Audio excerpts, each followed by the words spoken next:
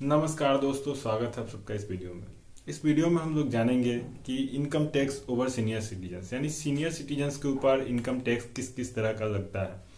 और बहुत सारे रिसोर्सेज से इनकम्स होते हैं सीनियर सिटीजन्स के, तो इसमें हम लोग जनरल सिटीजन्स की बात नहीं करेंगे, पूरे वीडियो में सीनियर सिटीजन्स की बात करेंगे। तो सीनियर सिटीजन्स को सेविंग्स अकाउंट पे, फिक्स डिपॉजिट अकाउंट पे, रिकरिंग अकाउंट पे, पोस्ट ऑफिस एफडी पे, इन सभी चीज़ों पे इनकम होती है सीनियर सिटीजन्स की। तो इन पे किस तरह से टैक्सेशन दिया जाता है, भारत सरकार की तरफ से किस तरह के टैक्स बनाया गया। तो इस वीडियो में हम लोग टॉपिक कवर करेंगे कि इंटरेस्ट पर टीडीएस और इनकम टैक्स कब लगता है, टीडीएस एंड इनकम टैक्स कितना लगता है, टैक्स कैसे कैलकुलेट कर सकते हैं, और टीडीएस और इनकम टैक्स में क्या डिफरेंस होता है, और फॉर्म 15H, दो तरह के फॉर्म होते हैं, फॉर्म 15H, फॉर्म 15G। तो फॉर्म 15H हम कब जमा करना होता है बैंक के अंदर, तो ये सारा कुछ इस वीडियो में हम लोग समझेंगे। तो सबसे पहले मैं बात करता हूँ कि टीडीएस और इनकम टैक्स में क्या डिफरेंस होता है। तो जो आपके काम का डिफरेंस है वो मैं आपको बताना चाहता हूँ। जो सबसे काम का डिफरेंस ये है टीडीएस और इनकम टैक्स के बीच में कि टीडीएस जो होता है वो बैंक खुद ही काट लेता है और इनकम टैक्स आपको जमा करवाना पड़ता है। जैसे कि टीडीएस इस तरह से काटता है कि बैंक को बोला गया है कि अगर किसी का इंटरेस्ट अगर 50,000 रुपए से ज्यादा बन रहा है एफडी से, फिक्स्ड डिपॉजिट से, तो इस पे उसको टीडीएस काट देना है 10%। ये गवर्नमेंट की तरफ से बोला गया है, जो कि बाद में आपका मैनेज कर दिया जाता है, लेकिन पहले बैंक काट लेती है। इससे कैसे बचा जा सकता है ये भी मैं वीडियो में आगे आपको बताऊंगा। तो ये जो है बैंक को बोला गया है कि टीडीएस काट देने के लिए। तो एक एग्जाम्पल दे देते हैं, जैसे कि हम लोगों को 8 लाख रुपए हमने जमा किए हैं, 8 लाख पे मान लेते हैं हमारा इंटरेस्ट बन जाता है 50,000 रुपए या 60,000 रुपए बन जाता है। तो 60,000 रुपए से जो उसका 10% होगा, यानी लगभग 6,000 रुपए वो काट दिया जाएगा और हमें बस इंटरेस्ट के तौर पे बैंक की तरफ से बस 54,000 रुपए ही दिए जाएंगे। तो ये नॉर्मल प्रोसीजर है टीडीएस का। लेकिन इनकम टैक्स की जो बात आती है वो स्लैब के हिसाब से लगता है। अगर आपका ओवरऑल इनकम अगर 5 लाख से ज्यादा है, और भी डिफरेंट तरह के स्लैब्स हैं, उस हिसाब से आपको टैक्स देना होता है। तो ये बेसिक डिफरेंस है टीडीएस और इनकम टैक्स में। इनकम टैक्स में भरना होता है, टीडीएस बैंक खुद काट देती है। इससे बचने का भी तरीका है, वो भी मैं आपको बताऊंगा। TDS and income tax on interest income, यानी कि अगर आपका इंटरेस्ट पे इनकम आता है, यानी अगर सेविंग्स अकाउंट से अगर कोई भी इनकम आता है, जैसे कि मैंने सेविंग्स अकाउंट में 7-8 लाख रुपए, 10 लाख रुपए डाल दिए, उस पर अगर मेरा इंटरेस्ट बना 10,000 रुपए, तो उस पर मुझे कोई भी टैक्स नहीं देना है। 20,000 रुपए, 50,000 रुपए, उस पर कोई टैक्स नहीं देना है। यानी सेविंग्स अकाउंट से होने वाले इनकम पे टैक्स नहीं लगता है, और सेविंग्स अकाउंट के इनकम पे कोई तरह का टीडीएस भी आपको नहीं देना होता है। ये केवल जब टैक्स स्लैब के अंदर जो आपका इनकम होगा, ये पैसा जो आपका इनकम है ये जुड़ जाएगा, फिर आप इसको टैक्स दे सकते हैं।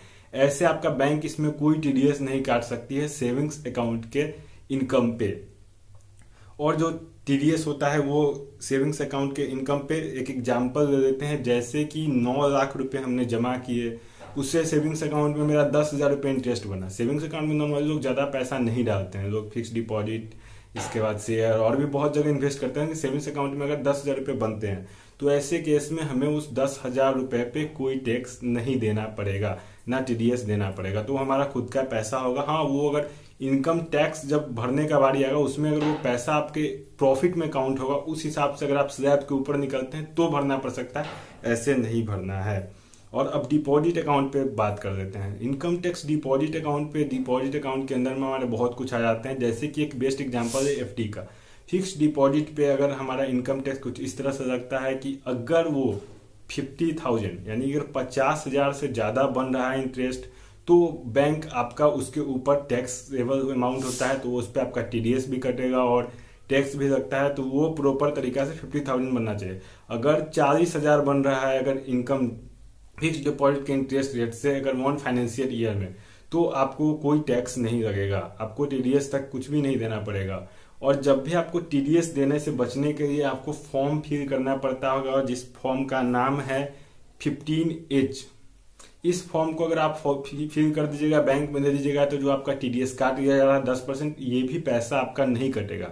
लेकिन ये इसी केस में देना है जब आपको पता हो कि आपका साल भर का इंटरेस्ट इनकम टैक्स स्लैब के अंदर नहीं होने वाला है, नहीं जाने वाला है, आपका प्रॉफिट 0 रहने वाला है। तो ऐसे केस में आप आराम से अपना ये फॉर्म भर सकते हैं। ये फॉर्म कब भरना है? कुछ लोग बोलते हैं एक बार भर दो जिंदगी भर के लिए आराम, ऐसा नहीं है।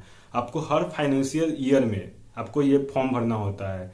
और मैं आपको सजेस्ट करूंगा कि ये आप अप्रैल के मंथ में भर दीजिए। अप्रैल में फाइनेंशियल ईयर स्टार्ट होता है, अगर आप शुरू में ही भर देंगे तो आपका कोई भी टीडीएस साल भर नहीं लगेगा। अगर नॉर्मल प्रोसीजर में अगर आप इसको ऐसे भरते हैं, आपका इनकम भी हो रहा है, आप प्रॉफिट के बावजूद अगर आप ये फॉर्म भरते हैं तो आप इनकम टैक्स के कानून के अंदर में आ जाते हैं। तो ऐसे केस में आपको अगर पता है तो ही आप भरिए कि हाँ मेरा इनकम इतना नहीं जाने वाला है, तो फिर फॉर्म 15H आप भर सकते हैं। एक एग्जाम्पल हम लोग दे देते हैं डिपॉजिट पे कि अगर हमने 3 बैंक के अंदर में फॉर्म डिपॉजिट कर दिया, यानी 9 लाख रुपया है मेरे पास, उसको मैंने 3 बैंक से हमें 9 लाख रुपए जमा कर दिया और तीनों में से किसी में 50,000, किसी में 49,000, किसी में 55,000, इस तरह से करके मैंने पैसे जमा किए हैं। तो ये जो टीडीएस करता है ये बैंक वाइज करता है, यानी कि इस बैंक में मेरा एफडी है, एसबीआई में एग्जाम्पल देते हैं, और वो अगर 49,000 का है तो उस पर कोई हमारा टीडीएस नहीं कटेगा। और पीएनबी में है वहां 55,000 का है तो वहां पे वो टीडीएस काट जाएगा। तो इस तरह से अगर डिफरेंट बैंक अकाउंट से तो यहाँ पे भी आपका टीडीएस डायरेक्ट नहीं कटेगा। लेकिन अगर आपका 50,000 ऐसे है ये अकाउंट में तो तीनों जोड़ के भी जो आपका ये अमाउंट होता है ये आपको जो टीडीएस कट गया है ये रिफंड भी मिल सकता है। अगर आप अगर लास्ट में आईटीआर फाइल करते हैं, अगर इनकम टैक्स रिटर्न फिलिंग करते हैं, वैसा वक्त में भरने पे आपको दिखाना पड़ेगा कि आपका जो ओवरऑल प्रॉफिट है उसमें इस इनकम को जोड़ने के बाद आपको प्रॉफिट नहीं हो रहा है, तो ऐसे केस में आपका टीडीएस को रिटर्न कर दिया जाएगा। और दूसरा मेथड मैंने आपको बताया है कि फॉर्म 15H फिल कर दीजिए, और अगर जनरल है तो नॉर्मल सिटीजन है तो फॉर्म 15G करके आता है वो फॉर्म फिल कर दीजिएगा तो आपका हो जाएगा। लेकिन ये केवल जो मैं बता रहा हूँ सीनियर सिटीजन के जो है फॉर्म 15H आप फिल कर दीजिए, आपको उसके लिए अब कोई टीडीएस नहीं देना पड़ेगा, आपका टीडीएस बैंक ऑटोमेटिक नहीं काट सकता है। तो ये है पूरा सीनियर सिटीजन के ऊपर इनकम टैक्स स्लैब की किस तरह से, और आपको देखना है कि आपका कितना पैसा, अगर आप बहुत तरह सोर्सेज से अगर सीनियर सिटीजन होते हुए पैसा कमाते हैं तो आपको इनकम टैक्स स्लैब चेक करना पड़ेगा कि आप उसके अंदर आते हैं कि नहीं, उस हिसाब से आपको इनकम टैक्स देना पड़ सकता है। तो ये थी पूरी सीनियर सिटीजन की इनकम के ऊपर वीडियो। आपको वीडियो कैसा लगा कमेंट में जरूर बताइएगा। इस तरह के बैंकिंग वीडियोस देखने के लिए हमारे चैनल को सब्सक्राइब करें, वीडियो को लाइक करें। धन्यवाद।